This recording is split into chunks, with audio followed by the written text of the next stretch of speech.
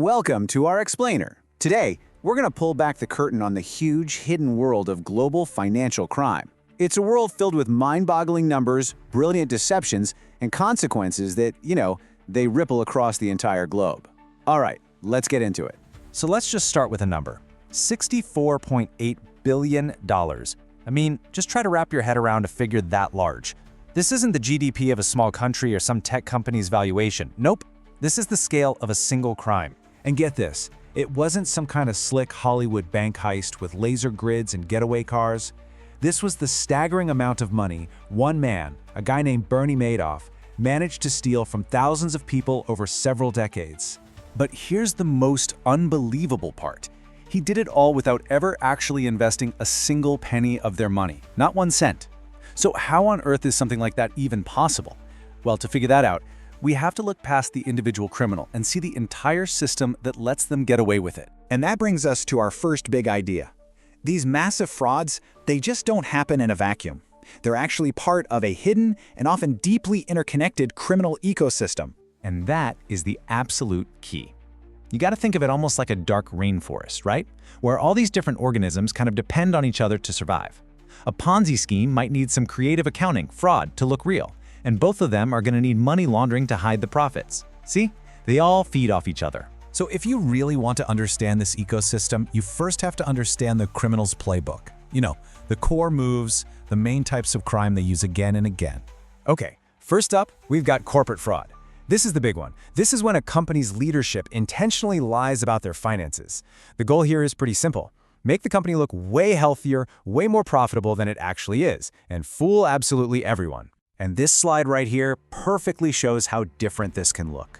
On one hand, you had Enron, which was this masterpiece of complexity, a total maze of shell companies designed to hide billions in debt. But then you have WorldCom, which was just shockingly simple. They literally just took their day-to-day expenses and lied on the books, calling them investments. Two totally different methods, but the exact same devastating result. Next up in the playbook is the classic Ponzi scheme. It's really just a house of cards. The scam artist takes money from new investors to pay fake profits to the earlier ones. It creates this perfect illusion of a successful business, but it's completely unsustainable. It has to collapse the second that new money stops flowing in. Now, what's so wild about Madoff's scheme is revealed right here. You'd think it was some complex financial wizardry, right? Wrong. The whole deception was its simplicity. All that prestige, it was just a facade. He just dumped all the money into a single bank account and mailed out fake statements. That's it. That was the whole scam. And that's exactly why Bernie Madoff is now the poster child for this kind of crime. He's the archetype of a legendary fraud that was built on the absolute simplest of lies. So whether the money comes from fraud, or drugs, or corruption, criminals all have the same big problem. It's dirty money.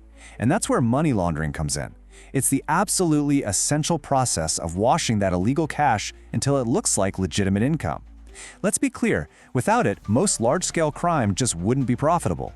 It usually happens in 3 stages. First is placement. That's just sneaking the dirty cash into the financial system, maybe through a cash-heavy business. Then comes layering, which is a total flurry of complex transactions, wiring money all over the place to confuse anyone trying to follow it. And finally, you get integration. That's where the now clean money comes back to the criminal, often as a legit-looking asset like a yacht or a luxury apartment. Okay, so with all these massive crimes going on, you'd think we'd get better at stopping them, right? Well, history shows this really clear, repeating pattern, something we can call the cycle of scandal. Just look at this timeline. Major financial rules are almost never proactive. They are born from the ashes of a complete disaster. The 1929 crash gave us the SEC. The Enron and WorldCom scandals led directly to the Sarbanes-Oxley Act. And the 2008 crisis, that gave us the Dodd-Frank Act. It's always a reaction, never prevention. And this quote just perfectly captures the whole problem. We build these huge defenses to stop the last crisis from ever happening again. But criminals? They're innovators. They are already looking for the next weak spot, the one nobody is guarding. Yet. And a huge reason these scandals get so big is because of what's called gatekeeper failure. You see, in almost every major fraud case, from Enron all the way to Madoff, the very people who were supposed to be the watchdogs, the auditors, the boards of directors, the lawyers, they either just look the other way or, in some cases, were actively helping. And look, this isn't just an American thing, not at all. These same patterns of fraud, of corruption, and yes, of regulatory failure are a truly global phenomenon.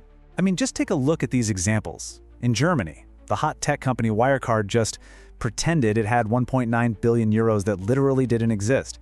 In Brazil, Operation Car Wash uncovered this massive bribery machine at the heart of the state oil company.